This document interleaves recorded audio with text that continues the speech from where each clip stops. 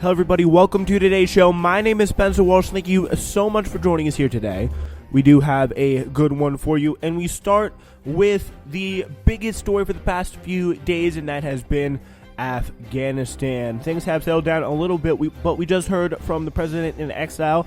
The U.S. supported Ashraf Ghani. He fled Afghanistan on Sunday, releasing a statement tonight saying that he is in the UAE and he had to leave to avoid being lynched. Also, we're going to talk about what Joe Biden had to say on it, and saying he pretty much couldn't avoid the chaos in Afghanistan, despite promising people just weeks before that, yes, he could. It's been a stunning failure of intelligence, and what we're going to try and figure out, I think it's a very interesting question to see, is who is the person, like where did the side fall down here? Because we knew the Taliban were going to make a surge on this government. That was fairly obvious to anybody who was paying attention, but the time period and the ability, the image, the optics blow, the political hit that Biden was and very possibly could take from seeing this, crazy, chaotic departure, that could be a serious, serious problem for him. We're going to take a look at how that moment, and I don't think it will be, but we are going to take a look at today how that moment took place. Also, Josh Gottheimer he really didn't have too much fun with Nancy Pelosi recently. They had a little bit of a feud, and we will keep you posted on that. It's Newsflash. Alright, so we have to start today with the top. In his first video addressed since he fled Afghanistan, President Ashraf Ghani said that he left the country to avoid a lynching by the Taliban and vowed to return. In a videotape statement posted on his Facebook page from the UAE on Wednesday evening, Ghani said that despite an agreement that the Taliban would not enter the city, his guards warned him on Sunday afternoon that his insurgents had reached the walls of the presidential palace in central Kabul. If I had stayed in Afghanistan, the people of Afghanistan would have witnessed the president hanged once more. He was referring to the murder of Afghan President Mohammed Najibullah, who was executed and strung up in a public square after the Taliban seized the capital back in 1996. Ghani denied reports from people, among them the Russian envoy in Kabul, Zamir Kabulov, that he had left with crates of cash. He said he'd passed through customs on arrival in the UAE. I just came with my clothes, and I was not even able to bring my library. Looking tired and thin, Ghani was serious and firm in his delivery of his speech that he had read from written pages. He said that he had tried to negotiate a peaceful resolution of the conflict, but had been coordinating the defense of Kabul right up until his departure. The security forces did not fail us, he said. It was the political elite of the government and the international community who failed. So, really what it, of course, the tough thing about this is literally everybody telling you this actually has their own narrative that they want to spin, because Ghani wants to make himself look good and eventually, get his way back to power. And there is a billion different forces and a billion different, people trying to spin this certain ways. And you got Biden trying to spin it that way. So you see the White House, certain agents of, directly pro-White House press, whether it be on social media or in their respective outlets, going a lot of different ways. But what we are really seeing, I think, is remarkable is this spin-off in the mainstream media. We are seeing a real divergence and a real joy in criticizing Joe Biden for some of what he has been doing on this issue. And it has been, it's been pretty apparent that we have seen a real decision, a conscious decision from all the way up from Axios, New York Times, NBC and MSNBC, all those outlets that have been so instrumental to Biden, and really the Fox News of the Democratic Party in terms of just how much influence they have over the Democratic voting base. They have hit him hard for this. So it's going to be interesting to see because again, really what's up front here is the optics of the situation, the absolute chaos of the situation, people falling off planes, Afghan civilians getting left out in the cold, a lot of American citizens getting left out in the cold. That is a really, really poisonous optic for sure.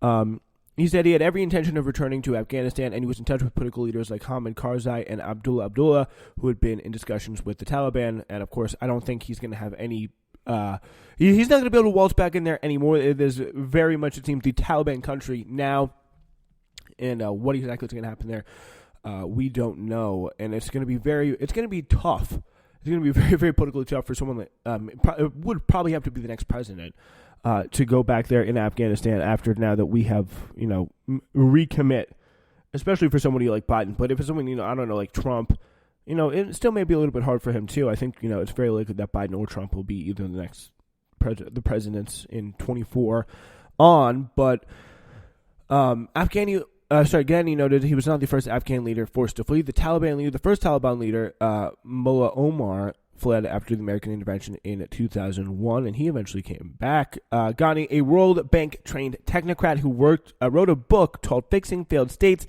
has come under withering criticism for his performance as Afghanistan's leader and the ignominious way in which he left, which sped the government's collapse. So, yeah, a whole lot of interesting things here.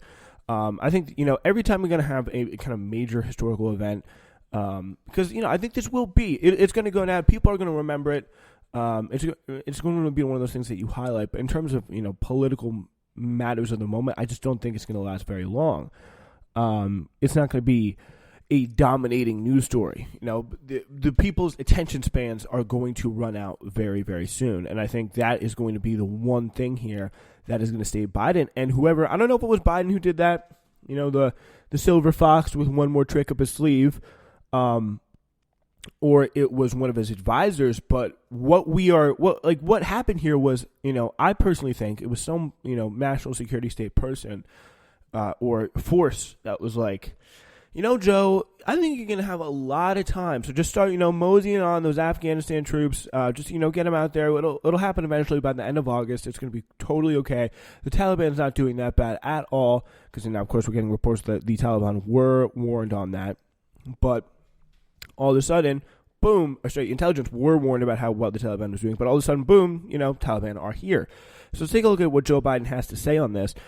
Biden said on Wednesday that he did not think his administration could have done anything to avoid the chaos that erupted at the airport in Kabul, Afghanistan, as the Taliban seized control of the country's capital over the weekend. The idea that somehow there's a way to have gotten them out without chaos ensuing, I don't know how that happens. I don't know how that happened.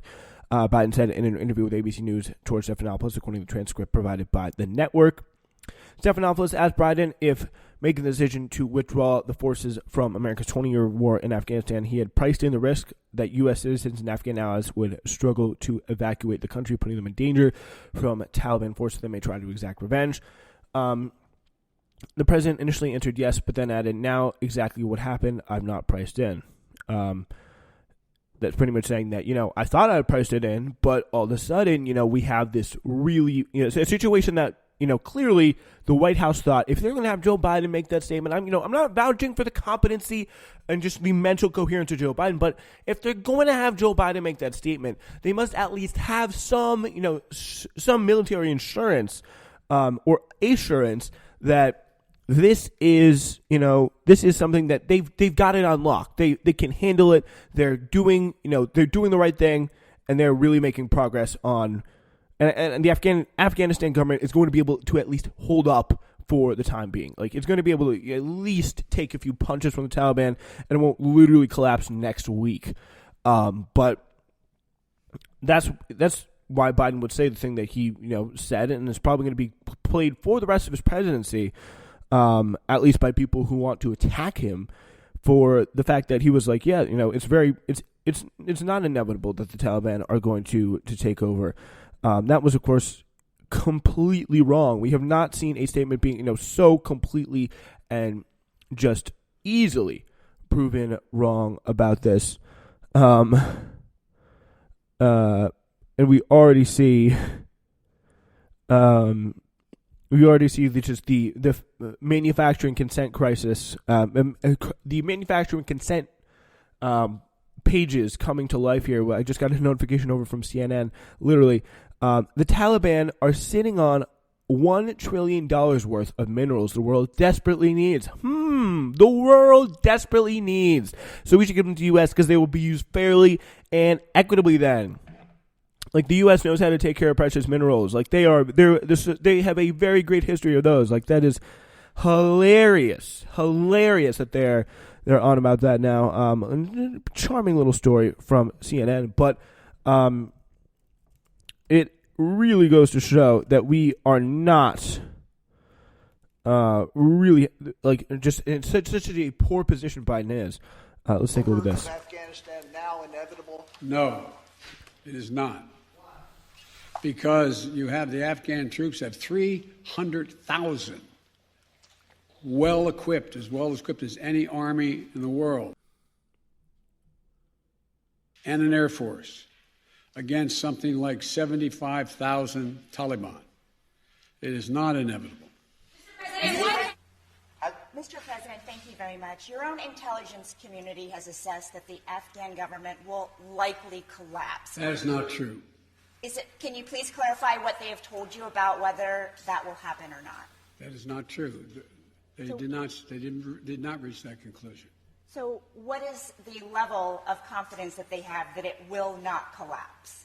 The Afghan government and leadership has to come together. They clearly have the capacity to sustain the government in place. And do you see any parallels between this withdrawal and what happened in Vietnam, with some people feeling... None whatsoever. Zero. What you had entire brigades breaking through the gates of our embassy. 6, if I'm not mistaken. The Taliban is not the North Vietnamese army. They're not remotely comparable in terms of capability. There's going to be no circumstance where you see people being lifted off the roof of a It's brutal. embassy It's in just the brutal. United States, like, taking it Afghanistan. on its face.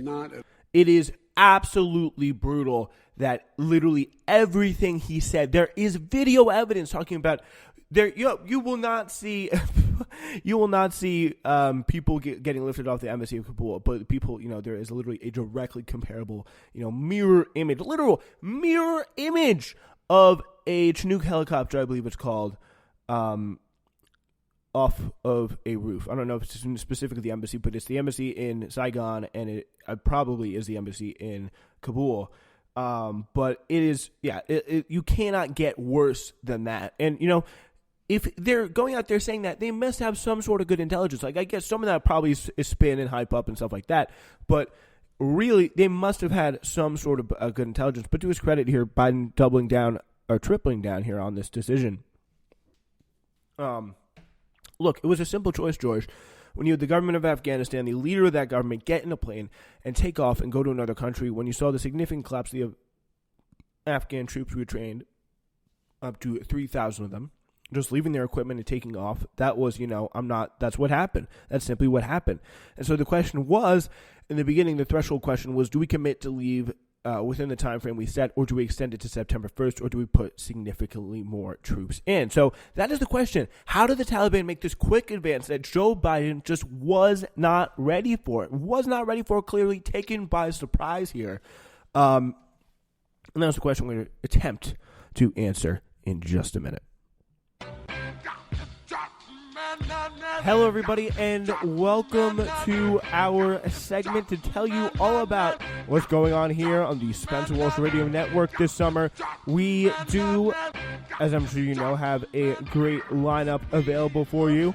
We, of course, start with our flagship show, Newsflash, all new Mondays, Wednesdays, and Fridays, uncultured, irregularly, back every Saturday with live music and sports analysis with my co-host for the summer, Bennett Laxton. Hidden History will be brand new every Thursday on a bit of a hiatus, but will return shortly. It's the summer of podcasting. It's the summer of sounds. All you got to do is just keep listening wherever you get your podcasts, always here on the Spencer Walsh Radio Network.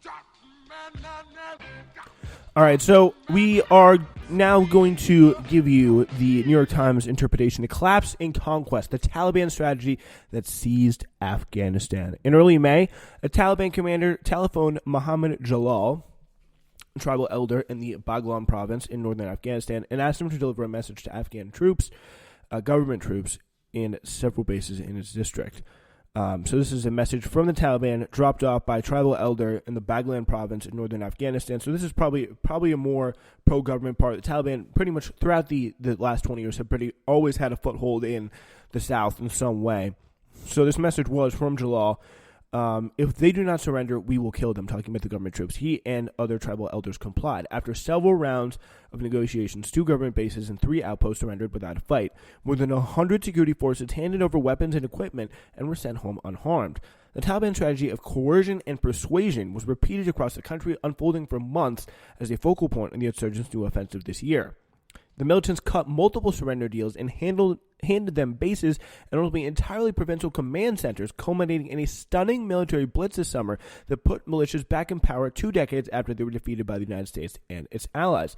Negotiated surrenders were just one element of a broader Taliban strategy that captured heavily defended provincial capitals with lightning speed and saw insurgents walk into the capital, Kabul, on Sunday without a shot being fired. It was a campaign defined by both collapse and conquest, executed by patient opportunists. And the question is, this was not happening. This is up to early May. We're in August now. How did the United States government let this happen? That is what I really want to know. And which part of the United States government did the side fall down? Because this stuff was happening. We can see, was it Biden? Was it Biden failing to respond to this? But I mean, personally, I put the blame on people who are really in there, and those people, Biden, the White House staff are not in Afghanistan. It is the military responsibility to relay that to Joe Biden. So I think it's fair to say that every source, the pipeline of information is not, it's military to Biden, not Biden to military. And it's really broad to say just military. I don't know what the right, I'm not an expert, so I would not know the right, term or phrase, like some national security advisor, anyone on the Joint Chiefs, people who are, really following what's going on there. I'm sure he has some sort of Afghanistan commander that he can go to.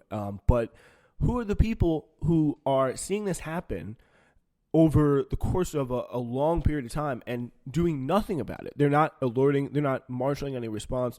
Very, very weird. Each surrender, of course, handed the Taliban more weapons and vehicles, and vitally more control over more roads and roadways. This is, again, here in the New York Times. So, in vitally, more control over roads and highways, giving insurgents freedom to move rapidly and collect the next surrenders as security forces were progressively cut off from ammunition, fuel, food, and salaries. Each victory added a growing sense of inevitability the Taliban would eventually prevail, especially after the militants poured so many resources into winning the North, a traditional stronghold of anti-Taliban militias. As those outposts and districts fell, the Taliban gave important propaganda victories, quickly spreading the word that they could overcome even dogged resistance and would keep their word to allow soldiers and policemen to walk away with their lives. So that was a big, it is a PR battle, even for the Taliban in Afghanistan. They want to be known as people who, if you come into them, if you give them what they want, they won't necessarily kill you, but they don't have any problems doing it. That's another important part of the situation. This result here was a lopsided fight between an adaptable and highly mobile insurgent juggernaut and a demoralized government force that had been abandoned by its leaders and cut off from help. Once the first provincial capital city surrendered this month, the big collapses came as fast as the Taliban could travel. The Taliban triumph came just 4 months after President Biden announced on April 14th he would honor a deal with the Taliban signed by the Trump administration to withdraw all American troops by May 1st. The announcement sank the morale of the already beleaguered security forces and emboldened the Taliban, which had failed to honor most pledges under the February 2020 agreement. And the Taliban seized the advantage in May, crushing government troops now forced to defend themselves with the only occasional long-distance American airstrike to hold off the Taliban surges. The militants quickly expanded their control among the country's 400-odd districts from 77 on April 13th to 104 on June 16th to 223 on August 3rd. So they were moving fast, but they were clearly moving, and it was a stoppable thing. There was things that they could have done to at least, some sort of response they could take, and to not bring troops back in and keep them there. This should never be, and I think it's fair to say the New York Times is kind of spinning it this way, but it is never an argument to say, you know what, let's keep it going, let's keep it even longer, let's keep it there for 10, 20. 30, 40, 50, 60, let your imagination run away with you years. That does not end well. And people are really starting to, people at this point, they start to realize it. But what you can do is look at what's going on and actually get a sense of what's going on. And what you can see very, very clearly is things are falling apart. classified assessments by American spy agencies, this again here in the New York Times, classified assessments by American spy agencies over the summer painted an increasingly grim picture of the prospect of a Taliban takeover of Afghanistan and word of rapid collapse of the Afghan military, even as President Biden and his advisors said publicly that this was unlikely to happen and quickly, according to current and former American government officials. So these were classified information. They warned of rapid collapse of the Afghan military, and Biden, was slowballing it. But the question is, how much access to these reports did Biden have? By July, many intelligence reports grew more pessimistic, questioning whether any Afghan security forces could muster or would muster serious resistance, and whether government could hold on in Kabul, the capital. President Biden said on July 8th that the Afghan government was unlikely to fall and that there would be no chaotic evacuations, as the sound we played for you earlier, of Americans, similar to the end of the Vietnam War. The drumbeat of warnings over the summer raised questions about why Biden administration officials and military planners in Afghanistan seemed ill-prepared to deal with the Taliban's final push in Afghanistan, including a failure to ensure security at the main airport and rushing thousands more troops back to the country to protect the United States' final exit, which is something that they probably should have done a long time ago. Were these warnings getting through? That is what I want to know. What is the nature of this? And if so, were these warnings getting through? Then why did Biden, then, of course, the script is flipped back to Biden. What was the big idea on this? And why were they obviously not looked after? What is, it just makes no sense and seems like you're just setting yourself up for a very, very embarrassing political situation either way. So one report in July, as dozens of Afghan districts were falling and Taliban fighters were laying siege to several major cities, laid out the growing risks at Kabul, noting the Afghan government was unprepared for a Taliban assault, according to a person familiar with intelligence. So, yeah, they definitely had an idea of this, and this is what, a certain man about town, Nicolas Maduro, had to say. So the warmongering and interventionist policy of the United States empire has failed, as evidenced by the pathetic situation in Afghanistan, in which it was left following the 20-year-old U.S. occupation, according to Nicolas Maduro. What's more, the Venezuelan president argues that the misinformation given by U.S. intelligence just days prior indicates they're either tragically misinformed or someone within the United States intelligence apparatus is conspiring to sink the U.S. president. So the Washington... so they said that Washington's strategy in the Afghanistan was the same vision they had for Venezuela, a military intervention to bring us to a civil war, which I think that's definitely right. What he said, I would take a look at this. So it's war bombing, destruction, bomb. You need to find the exact. So here it is. So these images we have seen, terrible. The United States withdraws from Afghanistan and leaves the country in civil war. 20 years later, they said they built an army of 300,000 soldiers with the best weapons in the world. Lies. 6 days ago, U.S. intelligence said for the Taliban to take Kabul, it would take 90 days. They're either well misinformed about a country that it has intervened in, like Afghanistan, well misinformed, which speaks volumes about the decline of the U.S. empire, or someone within the United States intelligence apparatus is conspiring to misplace and harm Joe Biden. Perhaps, for getting out of an incredibly profitable war that the last two presidents had been, persuaded by these same people to get out of.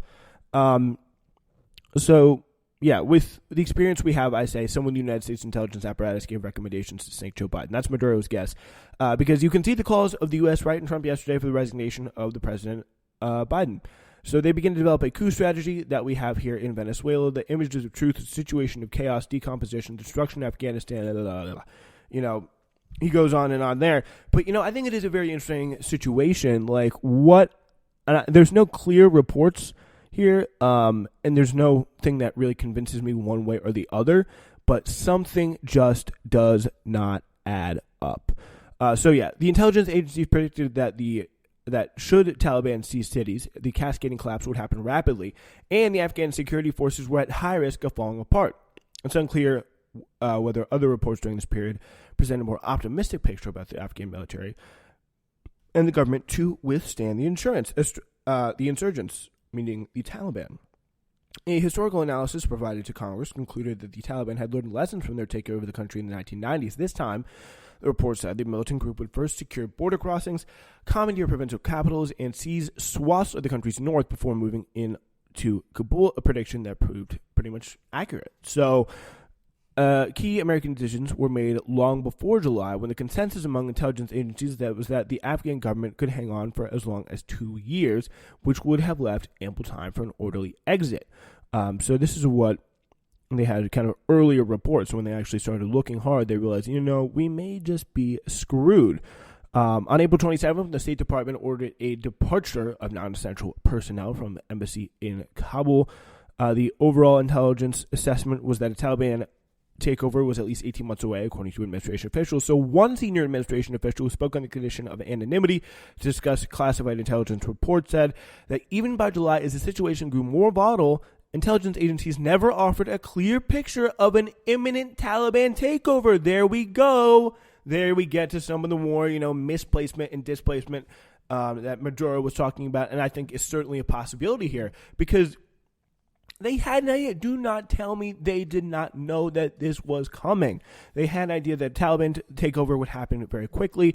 But look at this paragraph right here in the paper of record, the paper of empire, the New York Times. So this is from one senior administration official to putting his side of the story out there, or hers.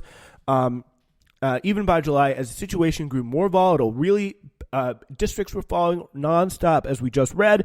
Intelligence agencies never offered a clear prediction of an imminent Taliban takeover. They said their assessments were also not given a high confidence judgment, the agency's highest level of certainty.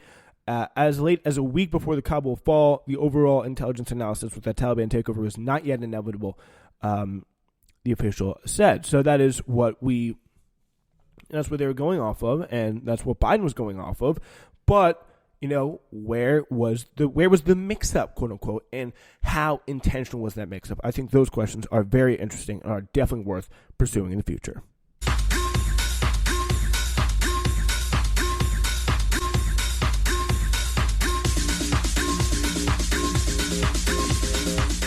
Buckingham Palace has announced the death of His Royal Highness the Duke of Edinburgh. It's Newsflash. All right, ladies and gentlemen, we're moving on now to our next story. This is Ryan Grimm and Sarah Sirota bringing us a little bit of probably my personal favorite thing, Intercept reporting on House Democratic caucus drama. The House of Representatives is often compared to a high school, and it's a useful metaphor. Both have overlapping hierarchies that are often at once defined and undefined, official and unofficial. There are official positions like captain of the varsity basketball team or chair of the Ways and Means Committee. But there are social hierarchies, who's cool and who's not, who has genuine power and who doesn't. For new members of Congress, one of the rites of passage is first-year hazing at the hands of more senior members. These rituals all have layers of different purposes, and how a member handles their hazing can influence the relationships they have going forward. So, Josh Gottheimer reported to Congress after winning a 2016 election to represent New Jersey's 5th congressional district, and the ribbing at the weekly New Jersey delegation meetings began immediately. Yet 5 years later, the hazing, much gentler than it might be in a high school sports team, hasn't stopped. Members of the delegation simply couldn't bring themselves to stop giving Gottheimer a hard time. Whether it was Rep. Albio Sires putting a stopwatch on his phone whenever Gottheimer arrived to time how long it would take him to leave, never very long, or Representatives Bill Pascrell and Don Norcross mocking him for barely being a Democrat, the hazing has got, which is good because he's awful, This is someone who gave a house call to Rashida Tlaib and threatened her over some obscure measure. I think it was something to do with Israel, actually, not surprisingly. Of course, the reason here is simple: Gottheimer's colleagues simply do not like him, and that would be trivial gossip of concern to nobody outside the congressional cafeteria if it wasn't having a real world effect right now on the prospect of the Biden administration enacting both its bipartisan infrastructure plan and the $550 billion in infrastructure spending. Gottheimer and 8 of his colleagues have been facing off with the House Speaker Nancy Pelosi, insisting in a letter sent last week that she bring back the bipartisan package for a vote, quote, immediately, rather than hold it back as leverage to pass the bigger piece, which is, of course, the bigger infrastructure package that's through reconciliation. The not-so-veiled goal is to strip the progressives of the leverage they have to enact a big reconciliation package, making it more vulnerable to be cut down to size or stopped entirely. Gottheimer worries the larger legislation will mean painful tax hikes on corporations and the wealthy, many of whom have supported his political ambitions. So during a House Democratic leadership call on Sunday night, Pelosi mocked Gottheimer's effort as, quote, amateur hour, pledging to push ahead despite his threats to stop the legislation. Pelosi is not known for miscounting votes, suggesting she is confident enough of Gottheimer's 8 co-dissenters will not stick with him, and she's known to work the phones relentlessly, leaving little to chance. So maybe she's out there, maybe she's, she's when she's off investing, maybe her staff is taking care of that for her, but you never know with Nancy. In some respects, Democrats lucked out in the identity of the lead member of what's been dubbed the, quote, Suicide Squad. Had the effort been organized by somebody less despised internally than Gottheimer, it may have gained more traction. Josh Gottheimer continues his perfect streak of being the absolute worst member of the House Democrats caucus, texted one member of Gottheimer's business-friendly New Democrat coalition. So again, people who completely agree with him hate him, which I love. But the fact that so many of my colleagues across the ideological, so this is a quote here, a more likable member could do more damage, but the fact that so many of my colleagues and across the ideological spectrum, mind you, consider him an unpopular figure really does limit his influence. At least Gottheimer is making some of his donors happy with the challenging to Pelosi. Some of Gottheimer's largest contributors this year work on private equity, investment banking, and corporate law, all of which stand to gain from the infrastructure bill's giant investment in public-private partnerships, but stand to lose a small portion of their profits if new tax increases are enacted. According to data for the FEC, his PAC, Josh Gottheimer for Congress, raised nearly $2 million from NORPAC, supporters of Israel. So they also got Zimmer Partners Hedge Fund $50,000 as well. Another $26,000 came from the Gottheimer Luria Torres Victory Fund, which is mostly bankrolled by the Eric Adel, his wife Deborah, and Randall Wynn, a private investment executive based in Florida. Eric Adel and Wynn co-managed an investment firm called 22C Capital, and the three collectively donated more than $17,000 to Gottheimer's PAC during the 6 months of 2021 as well. Another $13,000 came from Comcast executives, the largest internet service provider in the United States, which is slated to make huge gains for the infrastructure package $65 billion broadband investment. Gottheimer's PAC received $23,500 from executives of private equity firm Welsh, Carson, Anderson, and Stowe, $15,500 from advisors at investment banking firm Centerview Partners, and at least $13,000 from attorneys at big law firm Sullivan & Cromwell, and many more from financial service companies like Bain, Barclays, and Blackstone. These kind of institutions stand to lose from the reconciliation bill's tax hikes needed to offset the spending increases and have long been messaging about the risks to their investors and clients. On August 11th, Sullivan & Cromwell, for example, issued a memo to Oregon Senator Ron Wyden's bill to close a private equity tax loophole, warning it would result in capital losses. The corporate raider industry had been accustomed to unprecedented growth in recent years. Gottheimer's efforts to thwart the budget resolution has also been stunted by its tardiness. So he actually, the CPC dropped a quote here for The Intercept to flex on him, saying, quote, he was late to the game and is having a hard time realizing the CPC leadership outsmarted him. We whipped early and had the Democratic leadership on board with our strategy like 5 months ago. So yeah, Gottheimer, too stupid and too unpopular to do any of his pro-corporate agenda in Congress. You'll love to see it. That's all we have for today. We will see you on Friday.